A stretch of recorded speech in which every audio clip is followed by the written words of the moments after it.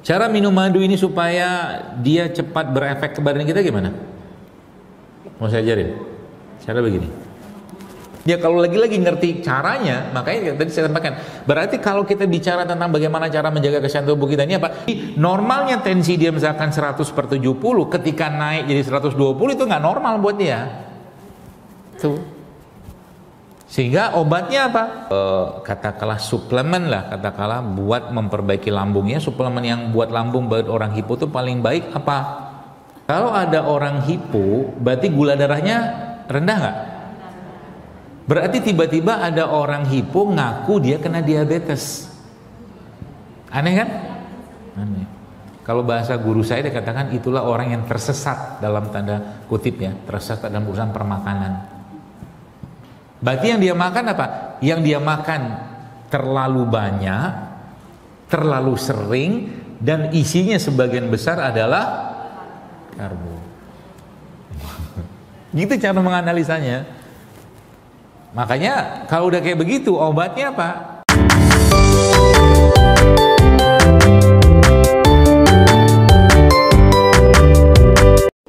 Prebiotik ketemu dengan probiotik namanya simbiotik. Salah satu makanan simbiotik itu apa?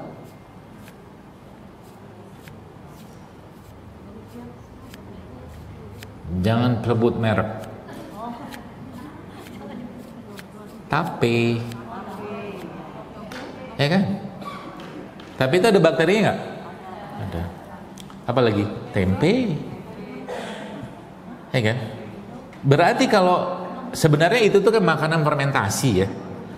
Tapi kalau mau lebih anu lagi, nah pertanyaannya madu, ya, madu itu masuk prebiotik atau probiotik? Kalau guru saya mengatakan ini probiotik, bakteri. Tapi kalau saya lebih senang sebut dia prebiotik. Kalau saya, makanan buat. Cara minum madu ini supaya dia cepat berefek ke badan kita gimana? Mau saya ajarin? Cara begini. Enggak, bukan pakai air. Gini, kalau madunya kental gitu ya. Taruh di bawah lidah. Kayak obat jantung dulu. Kalau orang ada serangan jantung kan ada obat sublingual namanya. Nanti kapan-kapan cobain. Kalau lagi badan gak enak, kurang tenaga, ambil madu kayak begini, taruh bawah lidah. Biarin dia sampai larut dengan air liur itu. Begitu. Cara membuka botol madu bukan kayak begini ya. Harusnya begini. Biar cepat, aduh, biar cepat aja. Soalnya tenaga terlalu besar. Gitu. Prebiotik ketemu probiotik namanya simbiotik. Contohnya simbiotik itu apa? Kurma ketemu tempe. Kurma ketemu tempe. Yang dulu tuh heboh-hebohan dulu, sandwich tempe gitu kan. Kan kurmanya prebiotik, tempenya makanan fermentasi sebelah probiotik. Meskipun itu tuh nggak bisa kita sebut probiotik secara khusus karena probiotik itu juga beda lagi pemahamannya. Bakteri baik gitu aja. Apalagi contohnya? Tape. Yogurt kalau dimakan sama kurma keren. Itu probiotik fermentasi gitu kan, ketemu dengan kurma atau kacang-kacangan. Jadi mungkin gini, nanti beli plain yogurt gitu, plain, nggak usah ada gula. Lebih bagus kalau yogurtnya dari apa? Kalau lebih bagus sih kalau ada yogurtnya dari susu kambing, cuman jarang. Ya susu biasa lah udah. Nanti dicacah-cacah di situ kacang-kacangan, ada almond, ada apa segala macem. Itu sama kurma, kasih madu di situ. Apa efeknya? nanti tinggal baca apa efek simbiotik, karena waktu kita nggak banyak.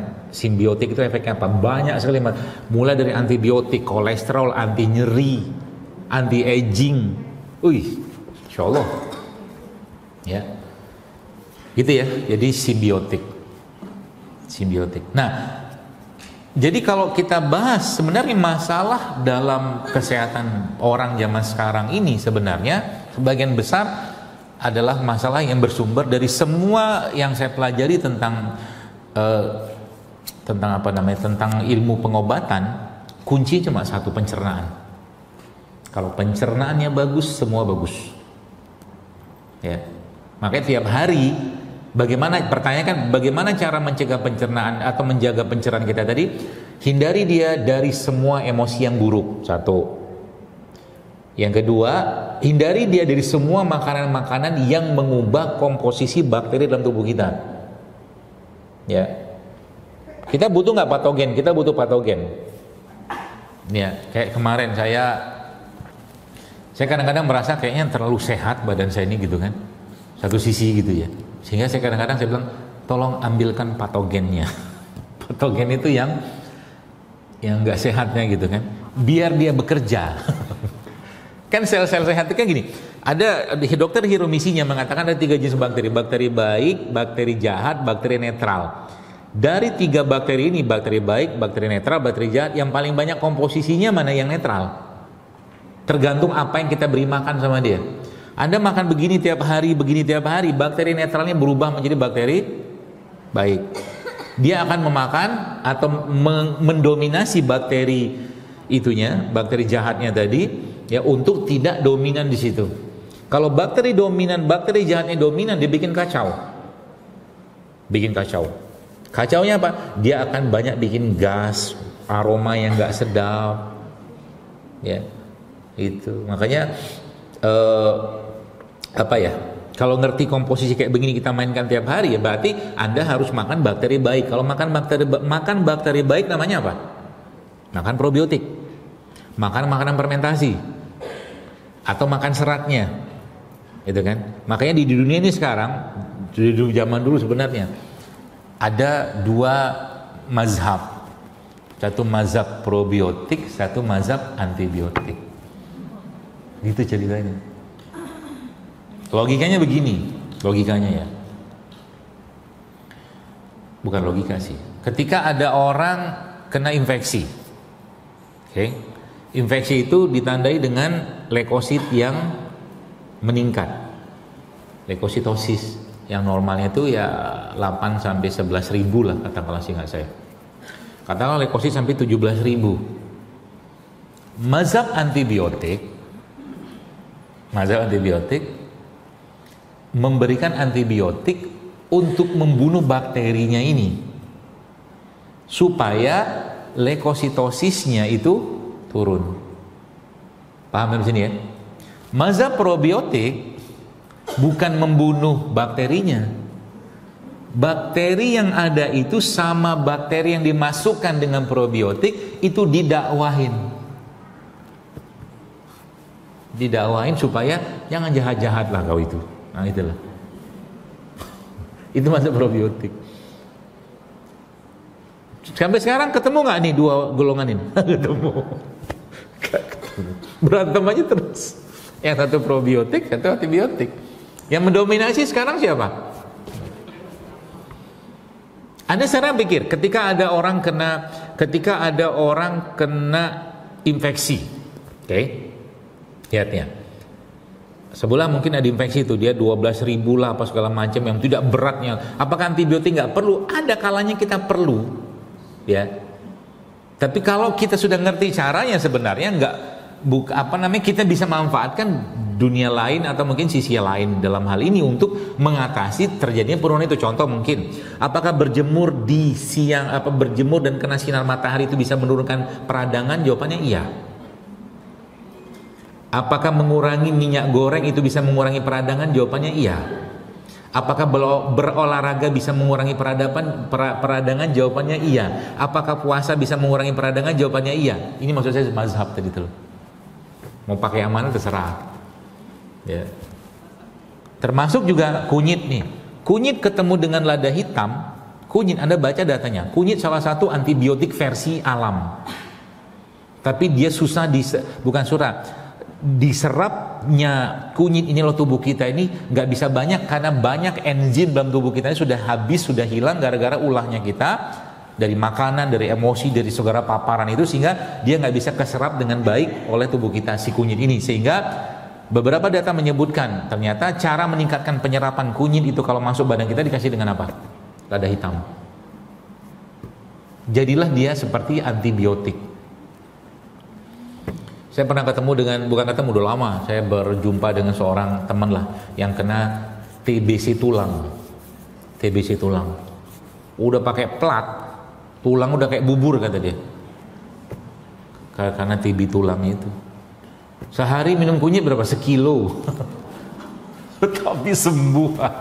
Minum kunyit, minum daun bidara, minum minyak zaitun. Kenapa? Tubuh kita itu zaman sekarang nggak bisa menyerap dan mencerna ini dengan baik, karena udah kebanyakan bakteri nggak seimbangnya. Satu, enzim kita sudah banyak masalah. Ya, masalah itu maksudnya apa? Nggak proper untuk digunakan gitu, khasiatnya itu nggak banyak gitu kan. Makanya kalau Nabi SAW itu kan, kalau kita cerita Nabi itu kan, masya Allah ya. Anda bayangin ya, ludahnya Nabi itu bisa membuat satu sumur atau telaga yang dulunya beracun itu bisa diminum. Coba, sakti kan, masya Allah, itu Nabi. Maka guru saya menyebutkan Nabi itu seperti prototipenya manusia surga yang Allah ciptakan di muka bumi ini. Prototipe, wangi gitu kan. Abu Bakar waktu mencium jasad Nabi SAW, beliau mengatakan apa? Benarlah engkau wahai Muhammad, wahai Rasulullah, kata Abu Bakar, waktu engkau masih hidup tubuhmu wangi, dan ketika engkau meninggal pun tubuhmu wangi. Makanya sahabat itu kan kalau sama tangan itu kan wangi gitu loh. Makanya aslinya tubuh kita itu aslinya, kalau sampai tubuh manusia itu mengeluarkan aroma-aroma yang tidak sedap, ya something wrong, ada yang tidak beres dengan dua hal.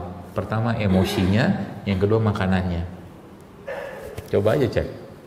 Ketika, mohon maaf ya, orang di rumah sakit, bahkan di rumah sakit itu atau orang yang sudah sakit lama, itu bahkan ada namanya mausi odor.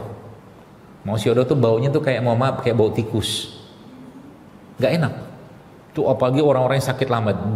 Kita nggak bahas penyakitnya dengan bukan, tapi maksud saya tuh aroma tubuh kita itu adalah cerminan dari seberapa sehat kita menjaga jiwanya kita dan seberapa sehat kita menjaga makanannya kita.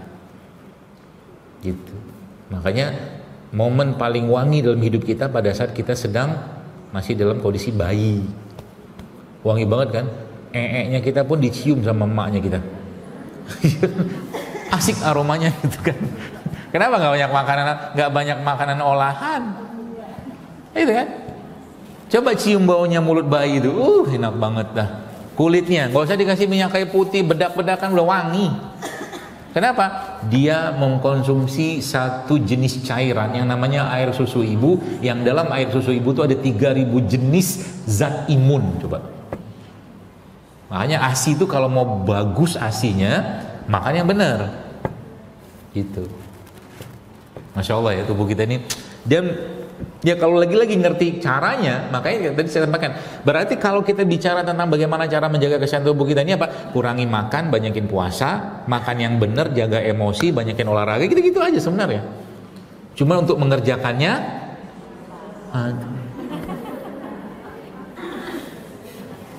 gitu kan. Tapi kita kerjain itu, jantung naik nanti, heart rate-nya, habis itu tenangkan lagi. Nah, termasuk juga jalan. Saya terakhir sebelum kita tutup, saya kasih beberapa panduan dalam olahraga. Ada beberapa banyak panduan olahraga ya. Yang paling simpel itu kan jalan. Tapi jalannya jangan jalan biasa. 3-3-30. 3-nya jalan cepat, 3 menit. 3 menitnya jalan pelan, dilakukan selama 30 menit. 3-3-30. Ya, nanti coba kerjain tuh. Atau juga bisa pakai pola ini, 20-20-30. 20 detik Anda lari cepat, gitu, so kencang-kencangnya lari. habis itu berhenti atau jalan pelan, ulang lagi siklusnya sekuatnya kita. Itu tuh bereaksi banget badan kita itu, ya. Apalagi yang lagi marah. Kalau lagi marah, cara menghilangkan marahnya gimana? Pergi olahraga aja, nanti hilang marahnya itu, percayalah. Karena tubuh kita itu ketika sedang berolahraga umumnya yang akan muncul tuh hormon-hormon kebahagiaan. Saya belum pernah lihat ada orang olahraga dalam kondisi menangis, sedih, belum pernah saya lihat. Ya betul. Makanya tuh gerak sebenarnya cara yang paling mudah untuk memperbaiki mood. Geraknya gimana? Macam-macam. Gak ada waktu sama sekali. Nanti di rumah pukul-pukulin badan, pukulin sampai keringetan. Gitu, sampai ke bawah, pukulin itu. Apalagi daerah-daerah yang limpa di sini. Daerah limpa kan di sini nih. Pukulnya terus. Coba aja lihat, nanti tiba-tiba kok jadi excited gitu loh. Itu bisa. Apalagi yang bisa kita lakukan, gerakin aja kayak begini. Kayak orang melambai gitu tapi ditepok-tepokin. Gitu, pak. Sampai ke belakang tuh, pok gitu. Nih. Paling cepat memperbaiki mood itu beneran. Atau ada lompat gitu kan, gitu, tangannya ditumpah ke bawah gitu, itu juga cepet banget memperbaiki mood. Apa gerakan yang lain banyak banget. Nanti kan belum ada. Satu lagi saya mau cerita sedikit. Jadi nanti di rumah, jadi saya bikin produk tuh namanya lambung ceria yang kapsul. Lambung ceria kapsul tuh, udah tahu ada apa nggak di situ? Kalau bisa stok di rumah itu, nyetok di rumah itu. Fungsinya apa? Kalau ada mual, muntah, gangguan pencernaan, termasuk juga diare segala macam, minum itu. Itu ada kunyit sama kita masukkan bakteri di situ. Cepat banget kerjanya. Kemarin teman saya ceritanya muntah-muntah hampir mau dibawa ke UGD. Saya bilang coba minum dulu, minum itu dulu 2-3 kapsul, nanti 2-3 jam ulang lagi, itu berhenti itu barang. Ya muntah segala macam. Atau ada apa nggak di sana? Coba lihat. Jadi simbiotik itu sebenarnya banyak ya dalam kehidupan kita sekarang, asal kita tahu aja ya. Termasuk sebenarnya Fix Me itu juga simbiotik. Fix Me sama Grobi itu simbiotik. Tempat bakterinya berada itu di madu, dalam madu. Banyak itu. Nanti nyetok itu buat kapan-kapan butuh di rumah, minum itu. Ya. Catat dan ingat baik-baik. Gini, Allah menciptakan alam semesta ini termasuk diri kita itu, dan karakter orang itu ada berbagai macam. Ya kalau secara psikologis atau secara psikologi ada melankolis, plekmatis, apalah koleris segala macam. Nah, tapi ada juga karakter-karakter yang lain berhubungan dengan sifat kesehatan kita secara umum. Ya, contoh mungkin ada orang makan sekali pagi sampai malam dia kuat nggak makan. Oke. Ada orang makan pagi sampai malam dia kuat untuk tidak makan. Kita sebut dengan orang yang hiper, katakanlah gitu. Hiper. Ada orang yang dia makan tidak cukup kayak begitu, sehingga dia harus makan berulang-ulang untuk memberikan makanan atau menenangkan dia punya lambung. Kita sebut dengan orang hipo. Ini orang hipo, ini orang hiper. Ya, ini kaitannya sama pertanyaan asam lambung itu Bu soalnya. Nah, di zaman sekarang semua orang ketika bicara tentang perlambungan dianggap sebagai hiper, sehingga obat lambung yang beredar adalah obat lambung untuk menurunkan asam lambung. Padahal kalau yang bab tentang asam lambung tadi itu sebenarnya kalau orangnya hipo ya, berarti asam lambungnya pun low, rendah. Supaya asam lambung itu tetap stabil, tetap tenang, nggak ada masalah, tubuhnya meminta untuk banyak-banyak makan atau sering makan, untuk mengisi lambung tadi supaya tidak bereaksi itu asam lambungnya itu. Ya. Tapi masalahnya zaman sekarang adalah orang itu semua dianggap sebagai hiper. Orang tidak ada yang dianggap sebagai hipo. Sedangkan orang hipo aslinya obatnya apa? Seringlah makan sedikit-sedikit. Jadi obatnya orang hipo apa? Makan sering-sering, per 2-3 jam dia harus punya camilan. Camilan pun harus milih-milih. Wah, kata dokter udah bener tuh, saya sering makan. Bawa tiap hari nyemil gorengan, bukan itu. Kalaupun Anda butuh karbo, carilah umbi-umbian. Keladi, ya, ubi jalar, ubi singkong, ubi celembu, ubi merah, ubi ungu, ubi, nyetok ubi. Ya, dikukus, ya boleh digoreng nggak apa-apa lah pakai minyak kelapa. Jadi obatnya orang hipo tuh paling gampang apa? Makan. Ya, satu. Kemudian karena semua obat yang ada zaman sekarang itu lebih difungsikan untuk menurunkan asam lambung, sedangkan dia, nanti kaidahnya, ketika ada orang hipo ya, maka semuanya hipo. Tensinya akan rendah, tiroidnya akan rendah, gula darahnya akan rendah, tekanan darah rendah, semua rendah. Tapi dia bisa hidup dalam kondisi hipo. Jadi akan dia bilang, aku tuh tidak pernah tensi aku tuh 120, kata dia gitu kan. 90-70 tuh, tapi dia bisa ke pasar, dia bisa olahraga. Makanya kalau sudah ditakdirkan orang hidup sebagai hipo, hiduplah sebagai hipo. Jangan lihat tensi orang normal. Gitu. Dia akan cek gula darahnya apa yang terjadi? Akan sering kurang, sehingga dia butuhkan. Gitu. Jadi kalau orang yang sudah hipo itu semuanya kan hipo semua. Tiroidnya hipo, lambungnya hipo, darahnya hipo, gulanya hipo, segala macam. Tapi ya nggak usah diapa-apain, biarin aja. Jadi normalnya tensi dia misalkan 100/70, ketika naik jadi 120 itu nggak normal buat dia. Tuh. Sehingga obatnya apa? Makan yang pertama, ya, gerak aktivitas yang kedua, yang ketiga apa? Karena dia butuh apa? Dia butuh katakanlah suplemen lah, katakanlah buat memperbaiki lambungnya. Suplemen yang buat lambung buat orang hipo itu paling baik apa? Amilum. Amilum itu kita bisa dapatkan dari mana? Dari air tajin. Air tajin beras. Tapi berasnya organik ya. Kalau nggak organik, nggak apa-apa. Nanti pakai, kalau nggak tahu ada apa nggak di situ, PSB itu. Ada PSB, pembersih sayur buah, di situ ada. Nyintok itu di rumah. Anda mau makan apapun, sayur buah bahkan telur biasa pun Anda rendam pakai PSB. PSB namanya, pembersih sayur buah, nyetok itu di rumah. Saya pun kayak kalau beli anggur gitu kan, saya rendam dulu biasanya. Apa aja saya rendam. Beras juga rendam aja pakai PSB. Dia akan bersihkan semua itu.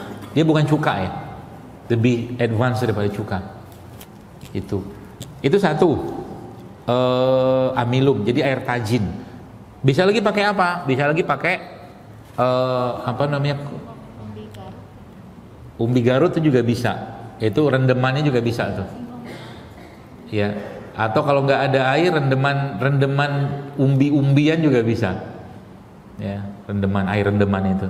Atau juga bisa pakai kolagen yang bersumber dari kayak rumput laut atau gamat atau tripang atau timun laut. Jadi gamat juga bisa.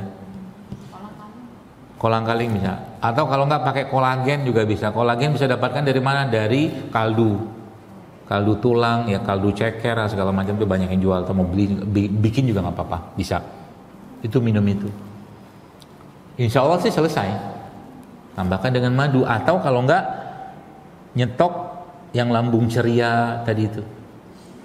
Tapi ingat, karena lambung ceria itu ada isinya kunyit, diminumnya kapan? Setelah makan, supaya nggak turun. Tapi setahu saya kalau dikit nggak apa-apa lah. Coba 1-2 kapsul dulu, minum sama madu, kata Erawan, abis udah makan, aman. Ya, itu juga akan memperbaiki asam lambung tadi. Atau kalau nggak, pakai Fixme juga boleh. Fixme. Kalau mau cepet ya. Kalau mau bikin ramuan sendiri bisa. Ramuan sendiri isinya apa? Isinya tuh ada jahe lebih banyak, katakanlah 1 bagian. Kalau mau bikin ramuannya ya, jahe 1 bagian, campurkan kunyit sedikit, ya. Katakanlah jahenya 2 jempol, kunyit katakanlah sekelingking, kasih pandan. Pandannya diikat, ya, atau diapain lah, pokoknya dihancurin, masukin situ, kasih air panas, minum. Kapan minumnya? malam boleh, pagi boleh, ya, buat memperbaiki itu. Tapi yang paling penting apa tadi? Makan aja, makan sering-sering makan tapi sedikit. Nah gini, lihat, berarti tadi kan saya bilang kalau ada orang hipo berarti gula darahnya rendah nggak? Berarti tiba-tiba ada orang hipo ngaku dia kena diabetes. Aneh kan? Aneh. Kalau bahasa guru saya dikatakan itulah orang yang tersesat dalam tanda kutip ya, tersesat dalam urusan permakanan. Berarti yang dia makan apa? Yang dia makan terlalu banyak, terlalu sering, dan isinya sebagian besar adalah karbo. Gitu cara menganalisanya. Makanya kalau udah kayak begitu, obatnya apa? Benerin makanannya, waktunya juga, isi makanannya diperbaiki, kasih herbal segala macam, insya Allah dia akan termeregulasi sendiri, meregulasi lagi lah gitu, kayak begitu.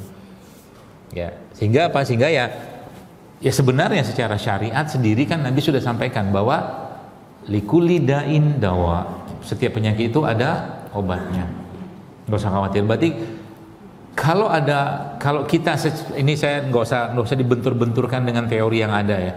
Kalau kita bicara tentang diabetes itu harusnya bisa sembuh nggak?